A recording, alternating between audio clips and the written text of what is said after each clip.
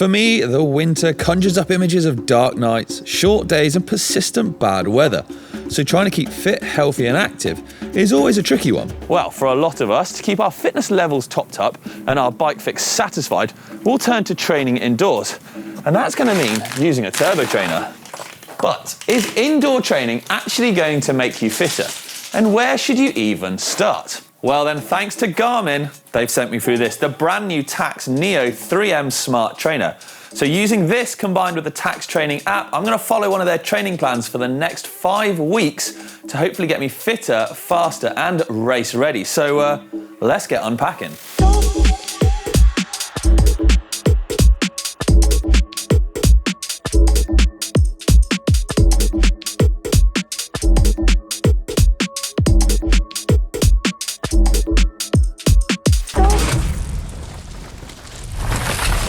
Garmin say the setup of this new device is so easy, it will literally take no time at all. So let's get building.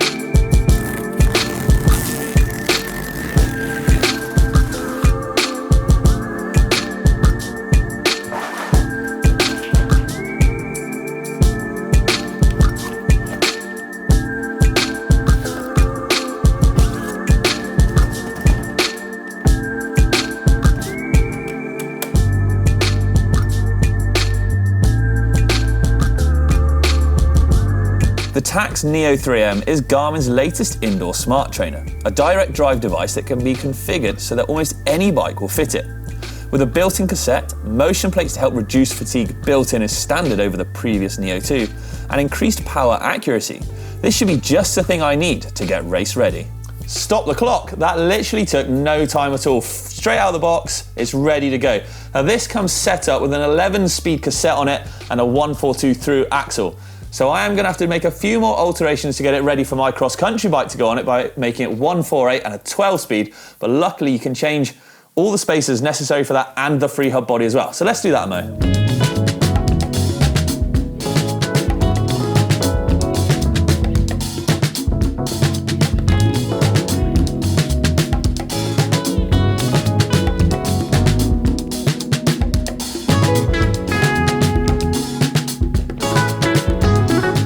And there it is, ready and raring to go, exactly set up for my bike. And that took about the same time as it did to unbox the thing in the first place. So with that, it's almost time to get riding, but I think we can make this setup a little bit more legit for my next 5-week training plan. Perfect, right. I'm gonna need something for the sweat. Ideal. Now lastly, I think we're gonna need a bike. Perfect, just what I need. Now, before I hop on the bike, what are the perks of owning an indoor trainer and why should you even consider buying one? I mean, we see all the pros on it, but can it actually benefit us mere mortals? In short, I'd say yes. If you're looking to get into a more structured training or elevate your current training, then a turbo is a fantastic idea and you can do it somewhere like my garage. It's warm, controlled and nice and comfortable to do it in. On top of that as well, that your training can be specific to yourself, it can be monitored, and it can be a lot more beneficial because it will focus on exactly the kind of training you need to do.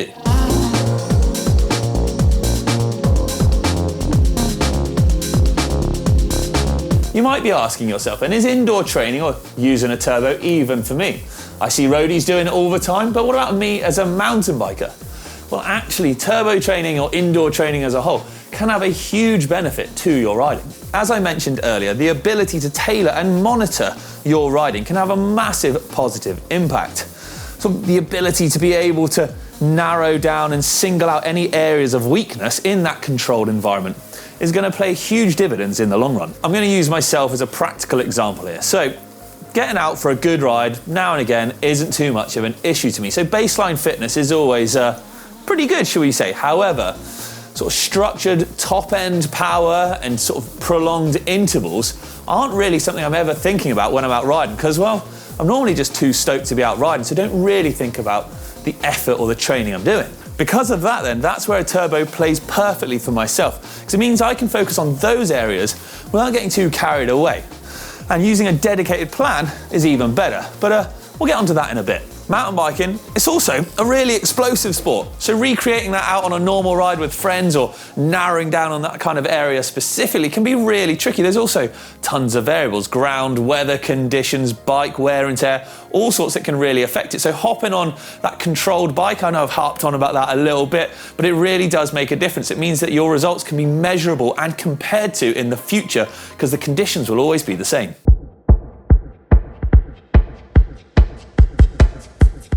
It's now time to sync the trainer to my phone, get training and riding, and choose my plan. For myself, I'm going to use the Tacx training app as part of their overall ecosystem. So it ties in nicely with their trainer, my head unit, and even watch if you wanted to go all out. Plus on top of that, it has a large amount of training rides and plans to choose from, ensuring I can get the exact one I need. With the Old Pueblo just months away, I found a real good training plan that's about 5 weeks long, 3 to 5 sessions per week of medium intensity to build up my endurance, which should be perfect to build on what I already have. On top of that, I can look at what's coming up on the app so I know and can kind of plan life around it, because I know with a lot of us out there, we have busy lives these days, it's hard to fit in. And then once I've done the sessions, I can go back to the app and look at my results as well. So with that then, let's get going. Week number 1 then. And for us to find out if this is actually going to work, I'm gonna have to find out just how fit I am. Now, luckily this training program that I've selected has a fitness test at the beginning of it. So we're off to do that, find out where we are now, and we'll check back in where we are at the very end. For the first test then, we've gone all out. Have a look at this.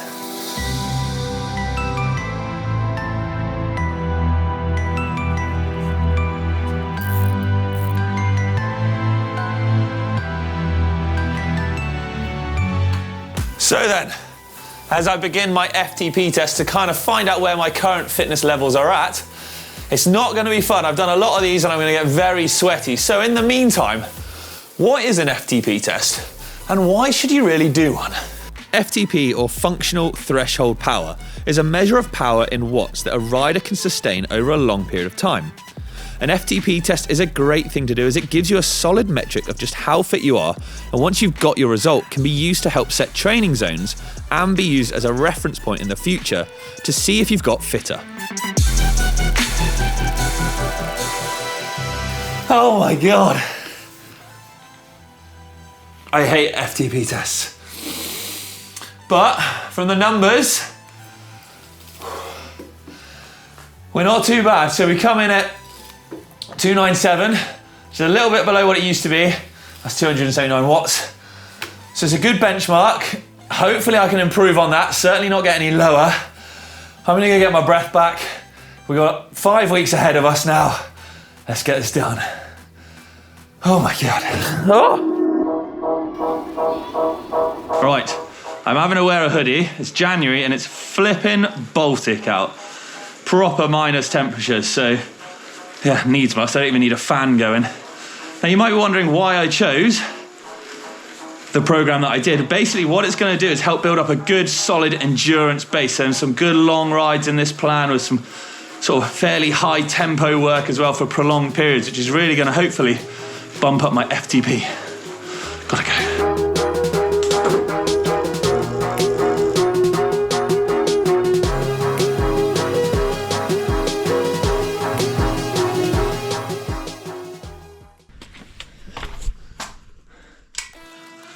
Week 2.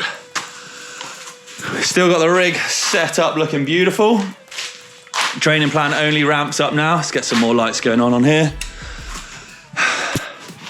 I'm feeling it a little after the first week, I'll be honest. I haven't sort of done that much structured training in a little while, but we'll get the computer back going. We'll get the program loaded up. We'll catch up in a mo. Right, as I said, it's week 2. Now the eagle-eyed amongst you might have noticed I've not actually plugged this turbo trainer in yet. And that is because unlike its predecessor, the power pack to this isn't in the cable, the power cable. It's actually built into the machine itself, so it can power itself wherever it is. The only thing it needs to be plugged into the mains for is for the resistance in the flywheel for when you're going downhill, which I think is pretty bonkers. Whew. Now today's sesh, 3x3, so that's 3 lots of 3 tempos. So tempo being the pace that I can maintain, but is pretty hard going, with a short rest in between. Hour 20 long. Oh, right, catch you in a bit.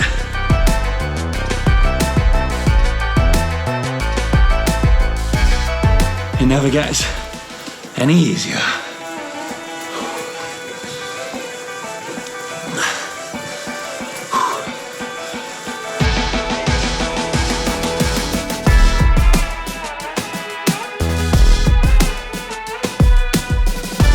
Thought I'd keep training a bit interesting today, so I've got a darts board in the garage behind me there. Watch this, no look dart. I'll have a look where that went in a mo.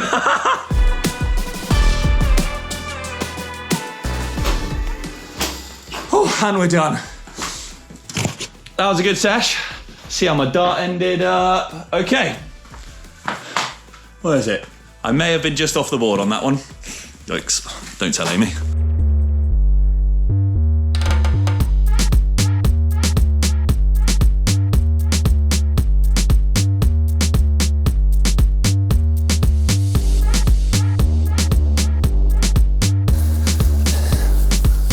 Okay, and another solid session in the books. We're halfway through week 3 now, and it's nice. I like to be back training. I'm feeling good for the race coming up. I want to actually talk about one of the features I've sort of come to stand out the most actually on this trainer. Sorry. It's the motion plates. Now the motion plates effectively allow the machine to rock, or your bike to rock, back and forth. I think it's 25 mil.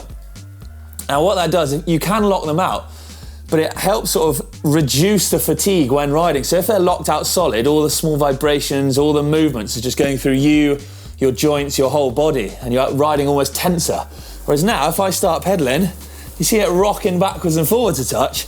It's sort of mimicking a natural movement that I'd almost do on the bike. It's pretty cool.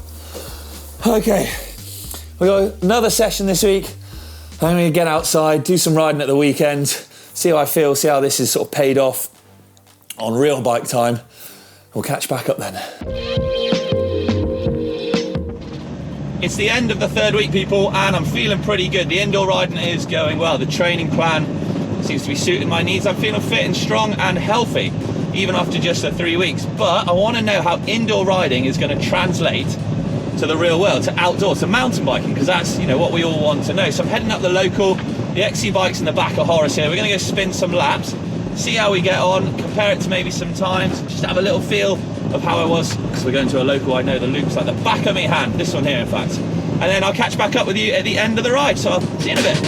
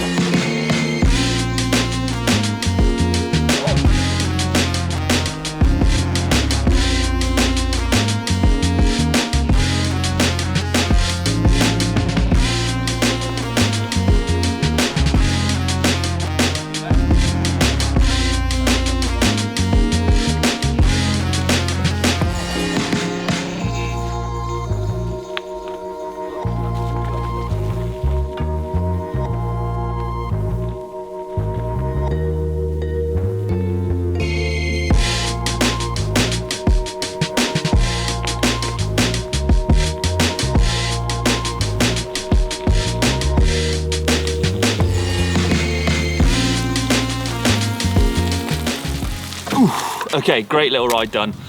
Let's head back home, carry on the training. We got week 4, we got week 5 to go, but I felt strong on the bike, I felt fit, I felt capable.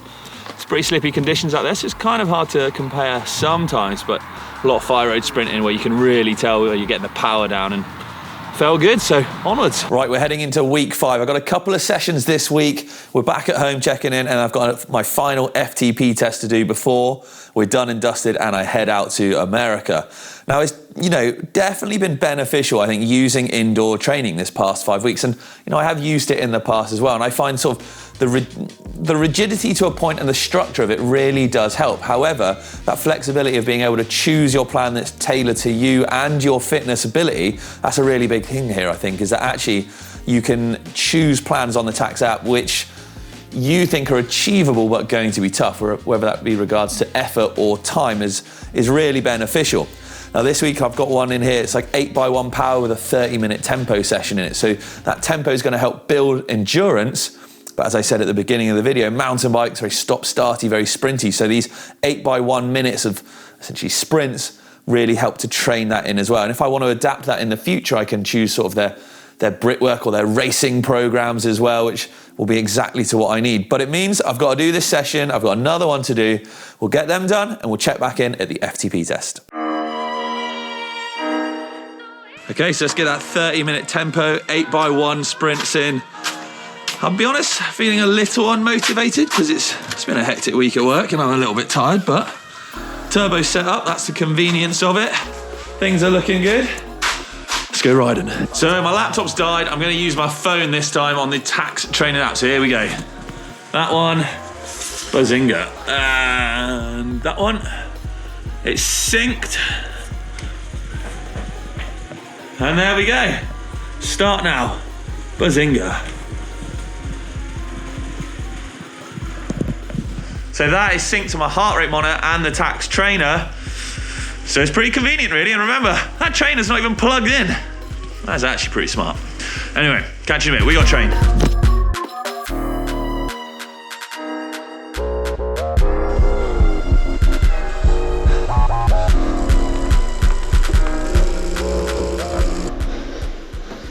Okay, that's that one done.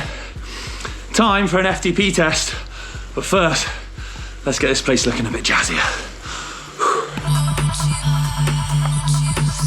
Here we go then, the final FTP test. My heart rate is going up on screen as I can see it happening live, so there's only really one thing for it. Let's get pedaling, see if I've got any fitter. Flipping hope I have. This is gonna hurt. This is gonna hurt a lot.